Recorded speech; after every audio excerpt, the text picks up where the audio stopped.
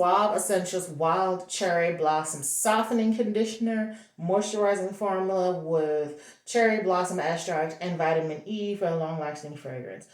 Well. That's what this looks like. It is 22.5 fluid ounces. So the only con I have with this is the packaging because you squeeze it and squeeze it and squeeze it. I wish this was in a pump. So that's the only con of a first impression, and that's how much I used so far. So I know I'm gonna get at least probably 3.5 to 4 more uses because I did have some left of a rinse out conditioner, but it was not enough for my full head. Like it was maybe like a fourth of my head at best. So I finished that up, and this was filled to the top. So if I had to guesstimate, estimate or like guess and estimate, that's why I say guesstimate. Corny, I know, but if I had to guesstimate, I would say about 3.5 to 4 more uses. So towards the end of next month, this will be done, and then I'll be on to another one. Let's see here. This definitely felt softening. Now this, I got softening from this. Cause I was like rinsing and rinsing. I was like, wait a minute. Do I still have product in my hair? I was like, ooh, okay. What got me when I saw this at one of the stores, like if you have a roses, I picked it up and I smelled it. It does have like that cherry blossom smell, and I was like, okay, I hope I like it. Well, guess what? This was like 2 or 3.99 there. The smell of the cherry blossom is lovely. So this says supposed to have notes of cherry blossom, accord, peony, luscious black currant, and all of that in here.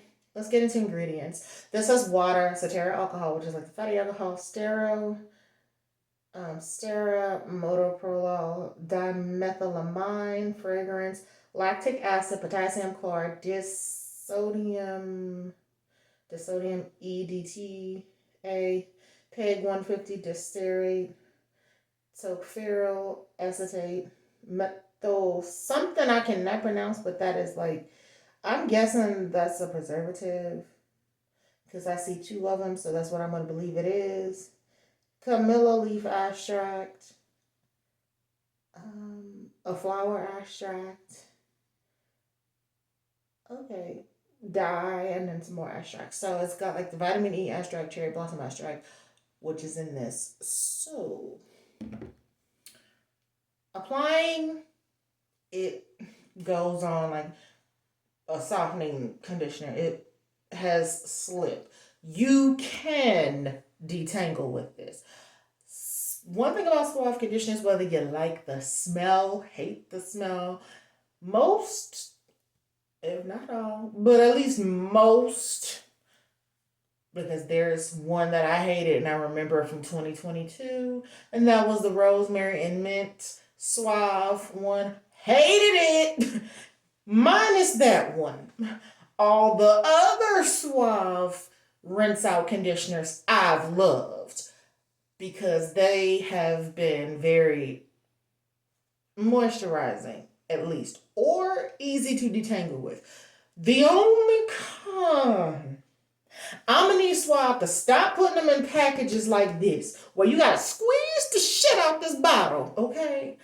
Look, give us a pump so we can pump it out, okay? Pump this junk out. Put a pump where we can, and make it a pump that actually works. We don't want like a malfunctioning pump that ain't gonna work. No, put a damn pump on here, okay? Because this can be very slippery when you in the shower and you trying to get them tangles at them angles. You trying to hit them tangles at different angles, okay? This is not. Your hand gonna be like, ooh, why I gotta do that much work? But when it comes out, at least it's not a thick rinse out. It's the perfect consistency. The only con is the packaging, like I said. It's softening, has like a silky, you can definitely tell it has like a some type of coating where it conditioned your hair. You know when your hair is conditioned. And that's the feeling that I got. Soft, almost silky to the touch. I was like, wait a minute, did I get it all out? So it did what it needed to do, and I gotta give Suave its flowers for this.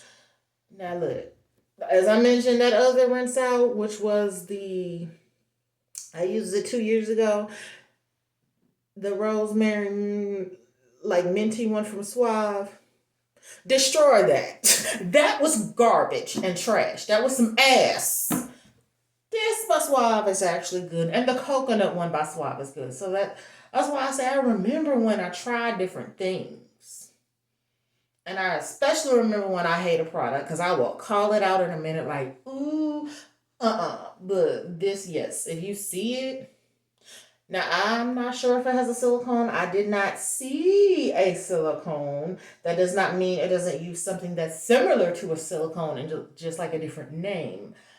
Use at your own risk if you are trying to avoid silicones. I don't care if a silicone is in this. Okay, I want that slip, I want that bounce, I want that moisture. Okay, and I want it to condition. So if a silicone got to be in there to do it, fine, whatever. I'm not picky about that. Okay, there are some things that I don't want silicones in, like my shampoos, because I'm like, wait a minute, you ain't supposed to be in my shampoo. My leave-in, I don't want a silicone in that. Okay, no.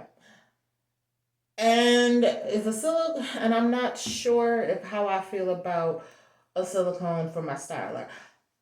If it's in there, it's in there. Is how I feel. If I could avoid it, I would. But when it comes to like my deep conditioners and my rinse outs, I don't care if the silicones are in there.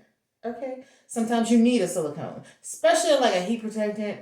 It has its purpose. But that's pretty much it, y'all. I got some more videos to record, things to talk about, but I'll get to it when I get to it. Bye.